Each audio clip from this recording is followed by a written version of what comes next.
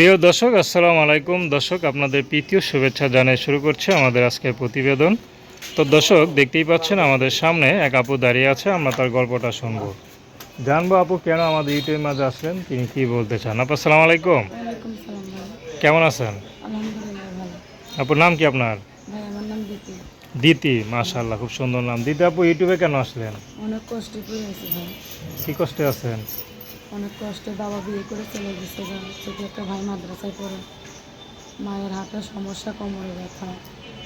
অনেক বিপদে পড়ে প্রতিবেদনের সামনে দাঁড়াইছে। এটা মনের মতো মানুষ পাওয়া যায় না, যে আমাকে ভালোবাসতে পাশে থাকতে আমার দায়িত্ব নেবে। তার এই মনের মানুষ বানাবার প্রতিবেদনের নাম্বার ছেড়ে দেবো, তার সাথেই কথা বলবো। সে আচ্ছা, যেরকমই হোক, বুড়ো হোক আর জোয়ান হোক, সে নামাজ পড়ার তৌফিক দিবে, পড়তে হবে, থাকার তৌফিক দিবে। বুড়া মানুষ বিয়ে করে সুখে থাকতে পারবেন? কেন থাকবো না ভাইয়া? যে যারা ভালোবাসে, মনের ভালোবাসা হচ্ছে বড় ভালোবাসা। এলাকার লোকজন খারাপ বলবে না? কেন খারাপ বলবে? আমি তো দেখেই দেখেই বিয়া বুঝবো ভাই। না, আপনার একটা ইয়াং ছেলে, মানে মেয়ে, তো একটা বুড়া মানুষের বিয়ে করবেন, তো তখন মানুষ খারাপ বলবে না? না না, অনেক মানুষই বিয়ের কথা বলছে, আমার ভালো লাগে না। নেশা খায়, জুয়া খেলা, এটা করে সেটা করে। অনেক মানুষের বিয়ার কথা বলছে, আমি কি বসবো না? আমি তো বুড়া মানুষ চাই, সে আমার আলোতে দিয়ে পাশে থাকতে, তারা নদীর পানি আগে দিব, তার সেবা যত্ন করতে পারবো। আমি এরকম মানুষ চাই। আচ্ছা, আমি বুড়া জোয়ার মানুষের দরকার নেই। মানে বুড়া মানুষের বিয়ে করলে আর কি কখনো ইয়াং মেয়েদের ছেড়ে চলে যাবো না, এই তো? হ্যাঁ, এই তো বুড়া মানুষকে বিয়ে করলে মনের মনে মানুষের ভালোবাসাটা বুঝবে।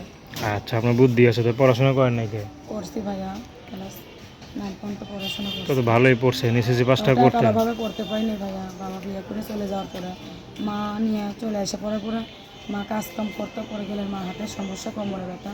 এখন কাজ করি, আমি বাসা বাড়িতে কাজ করি। আচ্ছা, তো যে ইয়াং মেয়ে বাসা ভিতরে কাজ করেন, খারাপ লাগে না? কী করবো ভাইয়া? এখন তো খাইতে লাগবে, ভাড়া দিতে লাগবে।